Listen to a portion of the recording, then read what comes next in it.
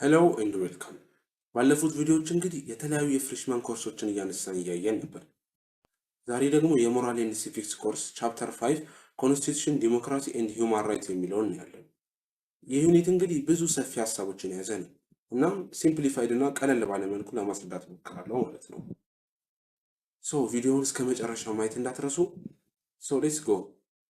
የመጀመሪያው የዚህ ዩኒት ሀሳብ 5.3 ኮንስቲቱሽን ኤንድ ኮንስቲቱሽናሊዝም የሚል ነው።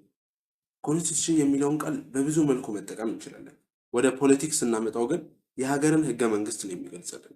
ኮንስቲቱሽን ለአንድ ሀገር ህግ ፈንዳሜንታል ቤዚክ እና መሰረት የሆነ ነገር ነው። መንግስት እንዴት ነው ሴትአፕ የሚሆነው፣ እንዴት ነው መስራት ያለበት፣ እንዴት ነው ፈንክሽን የሚያደርገው የሚለውን የሚነግረን ነው። የዜጎችን መብቶች ዲፋይን ያደርጋል። መንግስት ራሱ ስልጣኑ እስከ ድረስ ነው፣ ፓወሩ ምን ያክል ነው የሚለውንም የሚገልጽልን ነው። በዚህ መልኩ ከሁሉም ህጎች የበላይ የሆነ ሀገሪቱ የምትተዳደርበት ህግ በመሆን ይቀመጣል። ኮንስቲቱሽን ሪትንም አንሪትንም ሊሆን ይችላል። ሪትን የሚባለው ፎርማል ኦርጋናይዝድ የሆነ ዶክመንት እና ቤዚክ የሚባሉ ህጎችን የሚገልጽ ነው። አንሪትን የምንለው ግን ፎርማል ሲንግል የሆነ ዶክመንት ሳይሆን በትራዲሽን ከስተም፣ በፍርድ ቤት ውሳኔዎች፣ በታሪካዊ ዶክመንቶች እና በጊዜ ሂደት በተላለፉ ህጎች የተሰራ ነው ማለት ነው። ሪትን አንሪትን የሚለውን በኋላ ላይ እንመጣበታለን። ሌላው ሀሳብ ደግሞ እዚህ ሰብቶፒክ ላይ ፔኩሊያር ፊቸር ኦፍ ኮንስቲቱሽን የሚል ዋና የሆኑት የኮንስቲቱሽን መለያ ፊቸሮች ምንድን ናቸው ስንል፣ አንደኛ ጄኔራሊቲ ነው። ኮንስቲቱሽን ዝርዝር ዲቴል የሆነ ሎዎችን የያዘ አይደለም። ይልቁንስ ብሮድ የሆነ እና ጄኔራል ፍሬምወርክ ያለው ገቨርንመንት እንዴት ኦርጋናይዝ እንደሚያደርግ ፈንክሽን ማድረግ እንዳለበት የተለያዩ መብቶችን እና ግዴታዎችን ጄኔራል በሆነ መልኩ የሚገልጽ ነው። እንዲሁም ኮንስቲቱሽን ፐርማነንሲ ፊቸር አለው። ኮንስቲቱሽን ዲዛይን ሲደረግ ለረጅም ጊዜ እንዲቆይ ተደርጎ ነው። የሆነ በየአመቱ የሚቀያየር ነገር አይደለም። ለብዙ ጄኔሬሽኖች ይቆያል ማለት ነው። ሶስተኛው ፊቸር ደግሞ ሱፐርማሲ ነው። ኮንስቲቱሽን የሀገሪቱ ሃይስት ነው፣ ከፍተኛ ህግ ነው። ማለትም ከኮንስቲቱሽን ውጭ ያሉት ሌሎች ህጎች ከእሱ ጋር የተስማሙና እሱን ኮንፊርም የሚያደርጉ ከሆነ ነው ተቀባይነት የሚኖራቸው። እሱን የማይስማሙ ከሆነ ኢንቫሊድ በመሆን ይጣላሉ ማለት ነው። እንዲሁም ኮንስቲቱሽን ታይፕክሊ ኮዲፋይድ ዶክመንት ነው። ማለትም አብዛኛውን ጊዜ ኦርጋናይዝድ በሆነ ዶክመንት ውስጥ የተጻፈ ነው ማለት እንችላለን። ሌላው ፊቸር ደግሞ ኮንስቲቱሽን ግልጽ በሆነ መልኩ አሎኬሽን ኦፍ ፓወር የኃይል ክፍፍልን የሚያስቀምጥ ነው። ሪስፖንሲቢሊቲዎች እንዴት በገቨርንመንት ውስጥ መሰራጨት እንዳለበት የሚለውን የሚያስረዳ ነው። እነዚህ እንግዲህ አምስቱ ኮንስቲቱሽን ከሌሎች ህጎች የሚለይበትን ፊቸሮች የሚያሳዩ ናቸው ማለት ነው። ሌላው ሀሳብ ሜጀር ፐርፐስ ኤንድ ፈንክሽን ኦፍ ገቨርንመንት የሚል ነው። ኮንስቲቱሽን በስቴት ውስጥ ብዙ ፐርፐሶች፣ አላማዎች አሉት። የመጀመሪያው ኢት ሰርቭስ አስ ኤ ፍሬምወርክ ፎር ገቨርንመንት፣ የተለያዩ የመንግስት ብራንቾች ኤክስኪዩቲቭ፣ ሌጂስሌቲቭ ኤንድ ጁዲሻሪ እንዴት ነው አክት ማድረግ ያለባቸው የሚለውን ፍሬምወርክ መዋቅር ያስቀምጣል። ይህ ፍሬምወርክ ደግሞ ጠቅላላ ዲዩቲስ ኤንድ ሪስፖንሲቢሊቲስ፣ ፓወር ኦፍ ገቨርንመንት ኦፊሻል፣ የዜጎችን ራይት ኤንድ ሪስፖንሲቢሊቲ ምናምን አውትላይን በማድረግ ሰፋ ያለ የገቨርንመንት ስትራክቸር ይሰጠናል ማለት ነው። ሌላው ስራው ደግሞ የኮንስቲቱሽን ሊሚቲንግ ዘ ፓወር ኦፍ ገቨርንመንት ነው። የመንግስትን ስልጣን መገደብ። ሁሉም አክሽኖች መንግስት የሚያደርጋቸው በሙሉ በኮንስቲቱሽኑ መሰረት መሆን አለበትም ይለናል። ሩል ኦፍ ሎው፣ የህግ የበላይነትም ሊከበር ይገባል። በዚህ መሰረት መንግስት ስልጣኑን ያለ አግባብ እንዳይጠቀም ያግደዋል ማለት ነው። ሌላው የኮንስቲቱሽን ፐርፐስ ኢት ፕሮቴክትስ ኢንዲቪዥዋል ኤንድ ኮሌክቲቭ ራይትስ ኦፍ ሲቲዘንስ። ኮንስቲቱሽን ክሊር የሆነ የኢንዲቪዥዋል እና ኮሌክቲቭ ሪሌሽንሽፕ ዲዩቲስ ኤንድ ሪስፖንሲቢሊቲን ግልጽ በማድረግ እና የገቨርንመንት ፓወርን በመገደብ የዜጎች መብት የተጠበቀ እንዲሆን ያደርጋል ማለት ነው። እንዲሁም ኮንስቲቱሽን ሱፕሪም ሎው ኦፍ ዘ ላንድ ብለናል። ይሄ ማለት ሌሎች ህጎች በሙሉ ከሱ ጋር ከተስማሙ ነው ተቀባይነት የሚኖራቸው፣ ወይንም ሱፕሪም ሎው ኦፍ ዘ ላንድ በቃ የሀገሪቱ የመሪቱ የመጨረሻው ህግ ነው ማለት እንችላለን። ኦልሶ ኮንስቲቱሽን ሌጂቲማይዝስ ዘ ገቨርንመንት፣ ስልጣን እንዴት ነው የሚገኘው፣ እንዴት ነው ኤክሰርሳይዝ የሚደረገው የሚሉትን ግልጽ በሆነ መልኩ በማስቀመጥ ሰላምን፣ ኦርደርን የሚጠብቅልን ነው። ሌጂቲማይዝስ ዘ ገቨርንመንቱን ህጋዊ የሚያደርግ ነው ማለት ነው። ፋይናሊ ኮንስቲቱሽን ብዙ ጊዜ የሀገሪቱን ቫሊዩ እና ጎሎችንም ሪፍሌክት የሚያደርግ ነው ይባላል። እነዚህ እንግዲህ ፈንክሽን ኤንድ ፐርፐስ ኦፍ ኮንስቲቱሽን የኮንስቲቱሽን ዋና ዋና የምንላቸው ፐርፐሶች፣ አላማዎች ናቸው ማለት ነው። ሌላው ቶፒክ ደግሞ ክላሲፊኬሽን ኦፍ ኮንስቲቱሽን የሚል ነው። ኮንስቲቱሽንን የተለያዩ ክራይቴሪያዎችን በመጠቀም በተለያዩ መልኩ ካቴጎራይዝ ማድረግ እንችላለን። የመጀመሪያው ካቴጎራይዝ የምናደርግበት መንገድ ቤዝድ ኦን ፎርም ነው። ይህም ሪትን እና አንሪትን ኮንስቲቱሽን ይባላሉ። ቅድም ባየነው መሰረት እንግዲህ ሪትን ኮንስቲቱሽን የሚባለው በዝርዝር የተጻፈ በፎርማል ዶክመንት የተቀመጠ ነው። ለምሳሌ የኢትዮጵያ፣ የኬንያ፣ ዩኤስኤ፣ ጀርመኒ፣ ብራዚል፣ ኢንዲያ ብዙ የሚታወቁት ኮንስቲቱሽኖች እንደዚህ ብዙ ምሳሌዎችን መጥቀስ የሚቻል ነው። የሪትን ኮንስቲቱሽን ዋናው አድቫንቴጅ ግልጽ ነው። በዶክመንት ፎርምም ስላለ ቶሎ አክሰሰብል ነው፣ ቶሎ ማግኘት ይቻላል እና ስቴብል የሆነ ነው። ዜጎችን በቀላል መረዳት የሚችሉትና መንግስትም ትክክለኛው ነገር እያደረገ ነው አይደለም የሚለውን ቼክ የሚያደርጉበት ነው። ነገር ግን እንደዛ መሆኑ ብዙ ጥቅም እንዳሉት ሁሉ ዲስአድቫንቴጆች አሉት። ለምሳሌ በየጊዜው የዓለም ሁኔታ እና ስትራክቸር እየተቀየረ ነው የሚሄደው። ሶሳይቲ ምናምን ፖለቲካል፣ ኢኮኖሚክ በሙሉ ስትራክቸሩ በየጊዜው እየተለወጠ ነው የሚሄደው። ሶ አዲስ ነገር ሲፈጠር ሪትን ኮንስቲቱሽን አዳፕት ለማድረግ በጣም አስቸጋሪ ነው የሚሆነው። ወደ ኮንዘርቫቲቪዝም ወደ አክራሪነትንም ይመራል ማለት ነው። እንዲሁም አንዳንድ የሚጠቀማቸው ቃላቶችና ቋንቋዎች እንደየፍርድ ቤቱ እና እንደ ሎየሩ የተለያየ ትርጓሜ ሊሰጣቸው ይችላል። ይሄ ደግሞ ሌላ ኮንፍሊክትን የሚፈጠር ነው። ሁለተኛው ደግሞ አሪትን ኮንስቲቱሽን ነው። አሪትን ኮንስቲቱሽን በከስተም ኮንቬንሽን ምናምን ላይ የተመሰረተ እና ጥቂት ብቻ የተጻፈ ነገር ያለው ነው። ለምሳሌ የብሪቲሽ ኮንስቲቱሽን ብዙ ጊዜ እንደ ምሳሌ ይጠቀሳል። ይህም ለሚፈጠረው የማህበረሰባዊ ለውጦች ቶሎ አዳፕት የሚያደርግ እና ፍሌክሲብል የሆነ ነው። ነገር ግን ግልጽነት ይጎለዋል። ፐብሊክ አክሰሲቢሊቲ ቶሎ ለፐብሊክ ለተራው ማህበረሰብ ቶሎ የሚገኝ አይደለም እና ኮንፊዥንንም የሚፈጠር ነው። እነዚህ ሁለቱ እንግዲህ ኮንስቲቱሽንን በፎርማቸው ስንከፍል የምናገኘው ነው ማለት ነው። ሌላ ኮንስቲቱሽን ክላሲፋይ የምናደርግበት በአሜንዲንግ ፕሮሰስ በማሻሻያ ፕሮሰሳቸው ላይ ምን ያክል ኮምፕሌክስ ናቸው በሚል ነው። እነዚህም በሁለት ማየት እንችላለን፣ ሪጂድ ኮንስቲቱሽን እና ፍሌክሲብል ኮንስቲቱሽን። ሪጂድ ኮንስቲቱሽን የምንለው ለማሻሻል ከባድ የሆነና ብዙ ጊዜ ስፔሻል አካሄዶችን የሚሄድ ነው። ለምሳሌ ዩኤስኤ፣ አውስትራሊያ፣ ስዊዘርላንድ እንደ ምሳሌ ይጠቀሳሉ። ፍሌክሲብል ኮንስቲቱሽን የምንለው ደግሞ በቀላሉ አሜንድ የሚደረግ ነው። ይህም በጊዜው ለሚፈጠሩ ለውጦች ቶሎ ሪስፖንድ እንዲያደርግ ያግዘዋል ማለት ነው። የዩኬ እና የኒውዚላንድ ኮንስቲቱሽንም እንደ ምሳሌ ይጠቀሳል። ሌላ ኮንስቲቱሽንን ካቴጎራይዝ የምናደርገው ቤዝድ ኦን ዲግሪ ኦፍ ፕራክቲስ። እነዚህንም ኢፌክቲቭ ኮንስቲቱሽን እና ኖሚናል ኮንስቲቱሽን እንላቸዋለን። ኢፌክቲቭ ኮንስቲቱሽን የምንለው ዝም ብሎ ህጉ የተቀመጠ ብቻ ሳይሆን በፕራክቲስ በተግባር የሚኖሩት ከሆነ ነው። ኖሚናል ኮንስቲቱሽን የምንለው ደግሞ ህጉ ያለው በስም ደረጃ ነው ብቻ ማለት እንችላለን። ኢፌክቲቭ እና ፕራክቲካል ያልሆነ ነው ማለት ነው። የመጨረሻው ካቴጎራይዝ የምናደርግበት መንገድ ቤዝድ ኦን ዘ ካይንድ ኦፍ ስቴት ስትራክቸር ነው።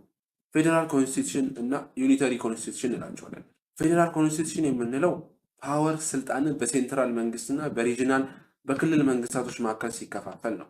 በዚህም የክልል መንግስት ምን ያክል ነው ስልጣኑ፣ የሴንትራል መንግስትስ ምን ያክል ነው ስልጣኑ በግልጽ የተቀመጠ ነው ማለት ነው።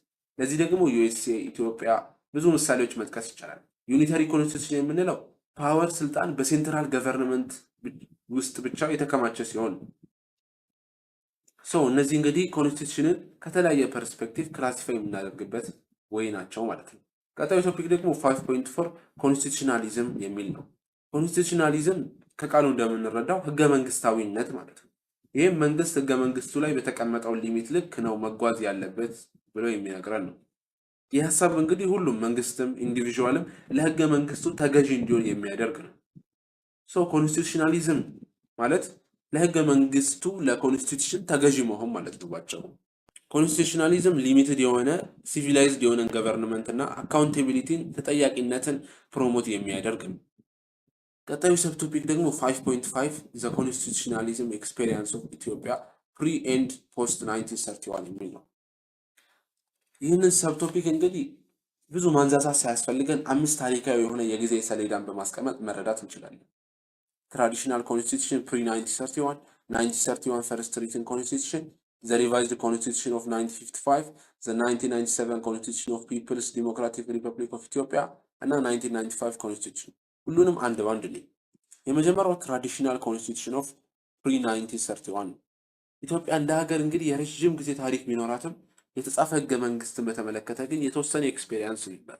ኦፊሻሊ የመጀመሪያ የተጻፈው ህገ መንግስት 1931 ላይ ነው።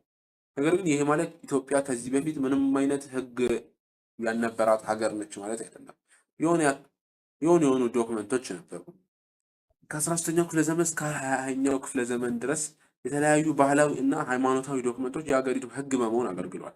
በዚህ ጊዜም የኢትዮጵያ ኦርቶዶክስ ቤተክርስቲያን ሞናርኪውን ሌጂቲማይዝ በማድረግ ውስጥ ሴንትራል ሮል ነበራት። የተለያዩ የሃይማኖት ቴክስቶች እንደ ፍትሐ ነገስት፣ ክብረ ነገስት እና ስርዓተ ነገስት ያሉት የሀገሪቱን ስትራክቸር ኢንፍሉዌንስ እና ጋይድ የሚያደርጉ ዶክመንቶች ነበሩ። ፍትሐ ነገስት ኦር ዘ ሎው ኦፍ ኪንግስ የሚባለው ቦዝ ሪሊጂየስ ኤንድ ሴኩላር ህጎችን ኮምባይን አድርጎ የያዘና ሌጋል የሆነ ዶኩመንት ነበር። ኦሪጂናሊ በኮፕቲክ ኢጂፕሽያን አብዱልፈታ ኢብን አልአሳል በተባለ ስኮላር የተጻፈ ነው። በኋላም በኢትዮጵያ መነኩሴዎች አዳፕት የተደረገ ነው። ይህም ከኦልድ ቴስትሜንት፣ ኒው ቴስትሜንት እና ከሮማን ህጎች የተወሰደ ሲሆን የሀገሪቱ ፋውንዴሽን አለው በመሆን ሲቪል፣ ክሪሚናል ኤንድ ኮንስቲቱሽናል ጉዳዮችን ገቨርን የሚያደርግ ነው። እንዲሁም ለንጉሶች አብሶሉት ስልጣን የሚሰጥና ንጉሶች ከፈጣሪ ዘንድ የተሾሙ ናቸው ብሎ የሚያምን ነው። ክብረ ነገስት ኦር ግሎሪ ኦፍ ኪንግስ የምንለው ደግሞ 14ኛ ሴንቸሪ ላይ በ6 የትግራይ አባቶች የተጻፈ ሲሆን ዓላማው የኢትዮጵያ ንጉሳዊ ቤተሰቦች ታሪካዊ አመጣጥን ማረጋገጥ ነበር። የኢትዮጵያ ነገስታት ከሰለሞናዊ ስርወ መንግስት የተወለዱ ናቸው በማለት ከመጽሐፍ ቅዱስ ንጉሱ ሰለሞን እና ከንግስት ሳባ ጋር ያገናኛቸው። ይህ ዶክመንት ኢትዮጵያን የሚገዙት የሰለሞን ደም ያላቸው ብቻ ናቸውም ይላል። በጥቅሉ ይሄ ዶክመንት የኢትዮጵያ ንጉሳዊ ቤተሰቦችን የሚያሞግስና ግሎሪፋይ የሚያደርግ ነበር ማለት ይቻላል። ስርዓተ መንግስት የምንለው ደግሞ 19ኛ ሴንቸሪ ላይ ብቅ ያለ ሲሆን ከህገ መንግስት ይልቅ እንደ አስተዳደራዊ መመሪያ ነበር የሚያገለግለው። ሙሉ እንደ ኮንስቲቱሽን ሪኮግናይዝ ባይደረግም በጣም አስፈላጊና የመጀመሪያ በንጉሳውያን በቤተ ክርስቲያን እና በመኳንንት መካከል ስልጣንን አሎኬት በማድረግ የመጀመሪያው የታወቀው ነበር ማለት ይቻላል። በጥቅሉ በኢትዮጵያ ታሪክ ውስጥ እስከ 1931 ድረስ ፎርማሊ የተጻፈ ኮንስቲቱሽን ደረጃ የደረሰ ነበር ማለት አስቸጋሪ። ሲቀጥል ደግሞ 1931 ላይ በኢትዮጵያ ታሪክ ውስጥ የመጀመሪያው ሪትን ኮንስቲቱሽን ይፋ ሆነ ማለት ነው። ይህም ኢትዮጵያን ወደ አዲስ ሞደርን ኮንስቲቱሽን ኢራ ያስገባ ነው ይባላል። ይህ ኮንስቲቱሽንም ኢምፐረሩ የንጉሠ ነገስታቱ የበላይ ስልጣን መሆናቸውን አረጋግጧል ይባላል። ኃይለ ሥላሴም ስዩመ እግዚአብሔር ንጉሠ ነገሥት ዘኢትዮጵያ የሚል ስያሜም ተሰጥቷቸዋል። ማለትም ኢሌክት ኦፍ ጋድ ኪንግ ኦፍ ኪንግስ ኦፍ ኢትዮጵያ ማለት ነው። ይህም የማስተዳደር መለኮታዊ መብት እንዳላቸው የሚያሳይ 1931 ኮንስቲቱሽን ለምን አስፈለገ ለምን ተፈጠረ ካልን ሁለት ፋክተሮች አሉት፣ ኤክስተርናል እና ኢንተርናል ፋክተሮች። ኤክስተርናል ኢትዮጵያ በፊት ያልነበራትን ከዩሮፖች ጋር ምናምን ብዙ ዓለም አቀፋዊ ግንኙነቶችን እየፈጠረች ነበር። ኃይለሥላሴም ኢትዮጵያን እንደ ሞደርን ስቴት ላይክ እንደ ዌስተርን ሀገራት ኬፔብል እና ፈንክሽን እንደምታደርግ አድርጎ ማቅረብ ፈልጎ ነበር። ኮንስቲቱሽን ደግሞ አንዱ ዓለም አቀፍ እውቅናና ተቀባይነት እንዲኖራት እና ሞደርን አስተዳደር እየተከተለች እንደሆነ ለማሳየት አንዱ ፓርት ነበር። ይሄ ግን ሙሉ ለሙሉ የውጭን ዓለም ለማሳመን አልቻለም ነበር። ኢምፐረሩ ኢንተርናሊ ደግሞ ኮንስቲቱሽኑ ብዙ ዓላማዎች ነበሩ። ለኃይለ ሥላሴ ስትራቴጂካሊ ከፍተኛ ፓወር የያዙት ትራዲሽናል መኳንንቶችን አንዱ የሚያዳክምበት ስልት ነበር።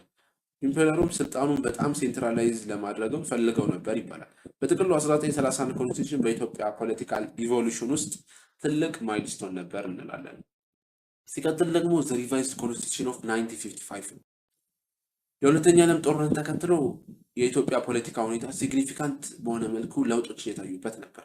ጦርነቱ ጊዜ እንግዲህ ኢምፐረር ኃይለ ሥላሴ የፋሽስት ኢጣሊያን ኢትዮጵያን ሲወር ሸሽተው ነበር። በዚህ ጊዜ የኢትዮጵያ ኦርቶዶክስ ቤተክርስቲያንም ትራዲሽናል መኳንንቶችም በከፍተኛ ሁኔታ ተዳክመው ነበር። ከጦርነቱ በኋላ ኢምፐረሩ በብሪቲሽ እገዛ ወደ ዙፋናቸው እንዲመለሱ ሆኗል። በተመሳሳይ ሁኔታ በመላው አፍሪካ ነገራቶች እየተቀየሩ ነበር። የቀኝ ግዛቶች ጥለው እየወጡ አዳዲስ ስቴቶች እየተፈጠሩ ነበር። ኢትዮጵያም በእነዚህ ለውጦች መከበቧም እንዲሁ ውስጣዊ ኢንተርናል ፕሬዠር፣ በተለይ ወጣት ኢትዮጵያውያን ሪፎርም ይፈልጉ ነበር። እነዚህ እንግዲህ ከሶሻል እና ፖለቲካል እድገቶች ጋር ሲደማመሩ 1931 ህገ መንግስቱን መከለስ ግድ ሆነ ማለት ነው።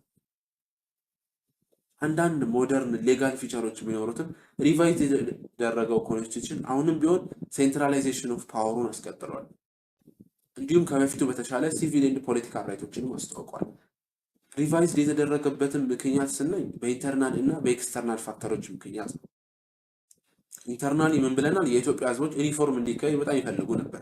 ኤክስተርናሊ ደግሞ የዓለም ፖለቲክስ እየተቀየረ በመሆኑ በተለይ ፌዴሬሽን ኦፍ ኤርትራ ኤንድ ኢትዮጵያን በተመለከተ የፌዴሬሽን ሁለት አዳዲስ ህጋዊ ሰነዶች ነበሩት። ማለትም የፌዴራል ህግን እና የኤርትራን ኮንስቲቱሽን ማካተት አስፈልጎ ነበር። እነዚህ ዶክመንቶችም ከ1931 ኮንስቲቱሽን በተሻለ ፋር ሞር ራይት ሞደርን እና ራይት ቤዝድ የሆነ ነበር። ቀጣዩ ደግሞ 1987 ኮንስቲቱሽን። ደርግ እንግዲህ 1974 ላይ ከመጣ በኋላ ጊዜያዊ ፕሮቪዥናል ሚሊተሪ አድሚኒስትሬሽን ካውንስል የተባለ አቋቁሟል። በዚህ ጊዜ ደርግ ለኮሚኒስት ሲስተም መሰረት ፋውንዴሽን እየገነባ ነበር። በስተመጨረሻም ወርከር ፓርቲ ኦፍ ኢትዮጵያ የሚል ሊያቋቁም ችሏል። ይህም ቫንጓርድ ኮሚኒስት ፓርቲ በመሆን ያገለገለ ነበር።